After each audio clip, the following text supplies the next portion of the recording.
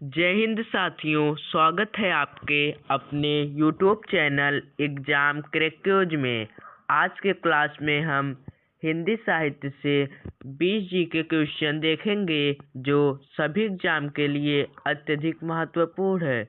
इसके पहले आप चैनल पर नए हैं तो चैनल को सब्सक्राइब कर लें ताकि वीडियो का पहला नोटिफिकेशन आपके पास ज़रूर पहुँचे। प्रश्न पहला, पृथ्वीराज रासों के प्रामाणिक अंश किस रासों माने जाते हैं? इसका सही जवाब है ऑप्शन ए लघु। पृथ्वीराज रासों के प्रामाणिक अंश लघु रासों माने जाते हैं। अगला क्वेश्चन है, बीजक के संकलक कौन माने जाते हैं? इसका सही जवाब है ऑप्शन बी धर्मदास। बीजक के संकलक धर्मदास माने जाते हैं। अगला प्रश्न है, रामचरितमानस के कितने कांड हैं? इसका सही जवाब है ऑप्शन सी 7।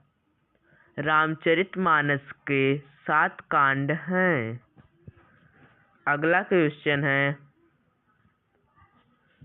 सूफी काव्य परंपरा का सर्वश्रेष्ठ महाकाव्य कौन सा है? इसका सही जवाब है ऑप्शन बी पद्मावत। सूफी काव्य परंपरा का सर्वश्रेष्ठ महाकाव्य पद्मावत है। अगला प्रश्न है, रीतिकाल का प्रारंभ किस कवि से माना जाता है? इसका सही जवाब है ऑप्शन ए केशव दास। रीतिकाल का प्रारंभ केशव दास कवि से माना जाता है। अगला प्रश्न है, बिहारी सतसई में कुल कितने दोहे हैं? इसका सही जवाब है ऑप्शन बी 700। बिहारी सतसई में कुल 700 दोहे हैं। अगला प्रश्न है, छायावाद को रहस्यवाद की संज्ञा किसने दी? इसका सही जवाब है ऑप्शन ए रीतिकाल। छायावाद को रहस्यवाद की संज्ञा रीतिकाल ने दी। अगला प्रश्न है, कामायनी का मूल स्रोत क्या है? इसका सही जवाब है ऑप्शन सी महाभारत। कामायनी का मूल स्रोत महाभारत है। अगला प्रश्न है, गोदान उपन्यास का प्रकाशन वर्ष क्या है? इसका सही जवाब है ऑप्शन बी 1936। गोदान उपन्यास का प्रकाशन वर्ष 1936 है। अगला प्रश्न है, प्रेमचंद का वास्तविक नाम क्या था? इसका सही जवाब है ऑप्शन ए धनपत राय। प्रेमचंद का वास्तविक नाम धनपत राय था। अगला प्रश्न है, प्रगतिवाद का प्रारंभ किस पत्रिका से जुड़ा है? इसका सही जवाब है ऑप्शन ए हंस। प्रगतिवाद का प्रारंभ हंस पत्रिका से जुड़ा है। अगला प्रश्न है, मैला आंचल किस आंचलिक उपन्यास की श्रेणी में आता? इसका सही जवाब है ऑप्शन सी मिथिला।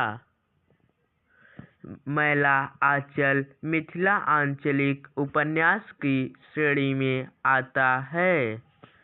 अगला प्रश्न है, प्रयोगवाद के प्रवर्तक कवि कौन माने जाते हैं?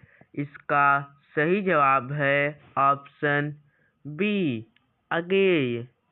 प्रयोगवाद के प्रवर्तक कवि अगेय माने जाते हैं। अगला प्रश्न है, आंसू काव्य किस वर्ष प्रकाशित हुआ? इसका सही जवाब है ऑप्शन बी, 1929। आंसू काव्य 1929 वर्ष को प्रकाशित हुआ। अगला प्रश्न है, महावीर प्रसाद द्विवेदी किस पत्रिका के संपादक थे? इसका सही जवाब है ऑप्शन बी, सरस्वती। महावीर प्रसाद द्विवेदी सरस्वती पत्रिका के संपादक थे। अगला प्रश्न है, साकेत महाकाव्य का केंद्रीय भाव क्या है? इसका सही जवाब है ऑप्शन बी, करुणा।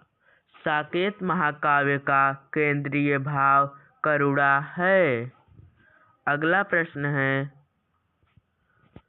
आधुनिक हिंदी नाटक का जनक किसे कहा जाता है?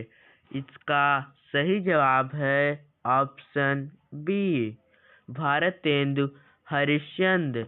आधुनिक हिंदी नाटक का जनक भारतेंदु हरिश्चंद्र को कहा जाता है।